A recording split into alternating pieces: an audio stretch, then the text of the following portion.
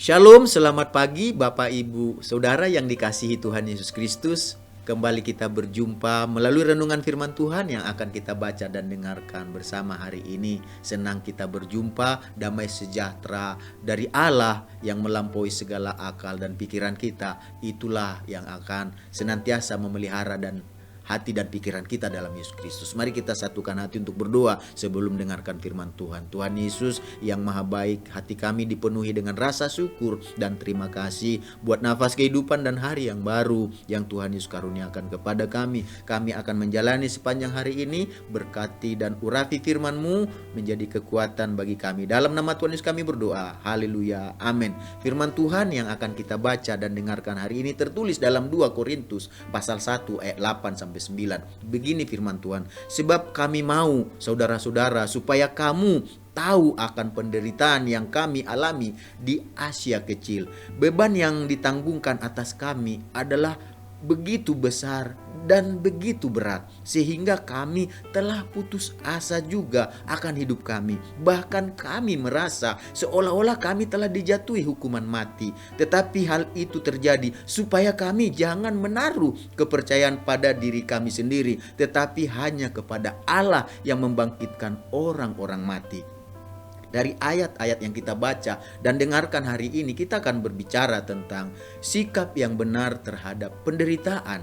Sikap yang benar terhadap penderitaan berarti suatu perbuatan atau perilaku yang benar ketika mengalami penderitaan. Sebagai manusia, tidak semua orang bisa menerima penderitaan dengan begitu saja. Ada orang yang mempertanyakan kebaikan Allah ketika mengalami penderitaan. Ada juga orang yang mempertanyakan mengapa dirinya dan bukan orang lain yang harus mengalami penderitaan tersebut. Bahkan ada juga yang menyelidiki kesalahan dan dosa-dosa apa yang menjadi penyebab penderitaannya. Rasul Paulus menjadi contoh bagaimana seharusnya kita memiliki sikap yang benar terhadap penderitaan yang dialami.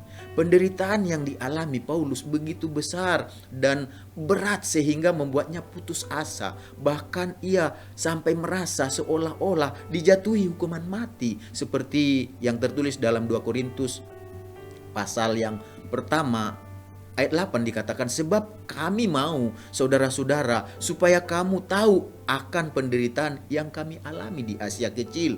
Beban yang ditanggungkan atas kami adalah begitu besar dan begitu berat sehingga kami telah putus asa juga akan hidup kami. Bagaimana cara Rasul Paulus menyikapi penderitaannya dengan benar? Sikap benar Paulus terhadap penderitaan adalah yang pertama, penderitaan sarana untuk mengandalkan Tuhan.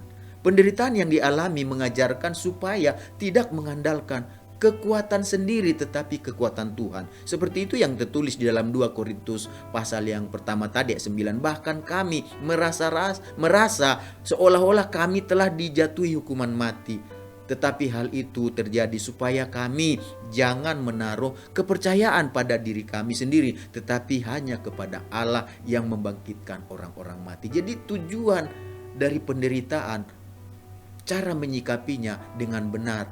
Anggaplah penderitaan itu sebagai sarana supaya kita tidak mengandalkan kekuatan diri kita, tetapi sebagai sarana kita untuk mengandalkan Tuhan. Penderitaan demi penderitaan itu jangan dengan kekuatan, dengan kemampuan kita, tetapi dengan kekuatan, dengan kemampuan Tuhan. Kita percaya kita akan bisa melewatinya. Jadi pakailah penderitaan itu sebagai sarana yang Tuhan pakai untuk membawa kita, bukan mengandalkan diri tapi mengandalkan Tuhan. Lalu yang kedua, pandang penderitaan sebagai kesaksian yang menghibur dan menguatkan. Setelah Rasul Paulus melewati penderitaan buruk yang dialaminya, ia menyadari bahwa penderitaan itu bukan hanya berguna untuk kepentingan dirinya saja, tetapi juga untuk menjadi berkat bagi jemaat di Korintus. Karena melalui penghiburan dan kekuatan yang diterima dari Allah setelah melewati penderitaan, Paulus menjadi sanggup untuk menghibur dan menguatkan bukan hanya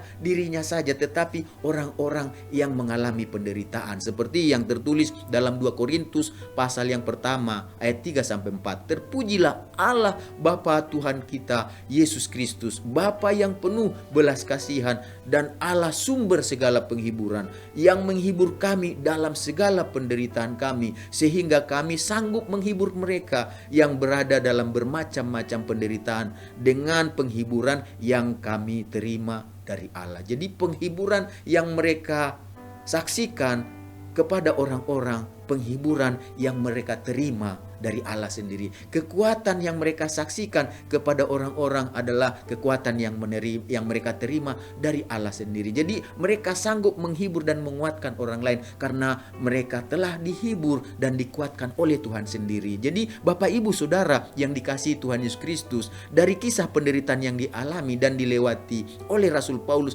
marilah kita belajar untuk menyadari bahwa penderitaan yang kita alami karena iman kepada Yesus Kristus bukanlah kutuk, tetapi itu berkat. Jika kita percaya bahwa penderitaan Kristus adalah untuk kepentingan kita, maka kita percaya juga bahwa penderitaan kita bisa menjadi berkat yang dimaksudkan Allah supaya kita dapat melayani orang lain juga. Melalui penderitaan kita bisa mengharapkan kekuatan dan penghiburan yang berlimpah-limpah dari Allah. Kekuatan dan penghiburan yang kita terima itu bukan untuk kita sendiri saja, tetapi untuk menjadi kesaksian yang menguatkan dan menghibur orang lain yang mengalami penderitaan. Marilah kita belajar untuk memiliki sikap yang benar terhadap penderitaan, bahwa penderitaan tidak boleh menjauhkan kita dari Allah, tetapi membawa kita lebih dekat kepada Allah dan menjadi kesaksian yang menghibur dan menguatkan bukan hanya untuk diri kita sendiri, tetapi bagi saudara-saudara kita seiman di dalam Yesus Kristus. Mari kita sama-sama satukan hati kita untuk berdoa.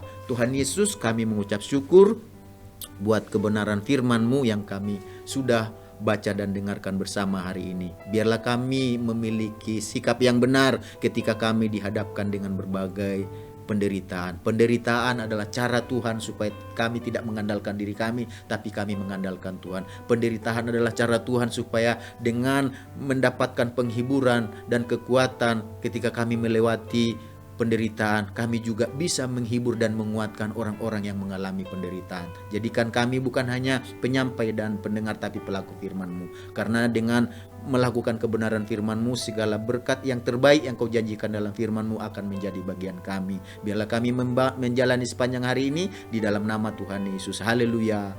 Amin. Selamat beraktivitas. Tuhan Yesus memberkati kita semuanya.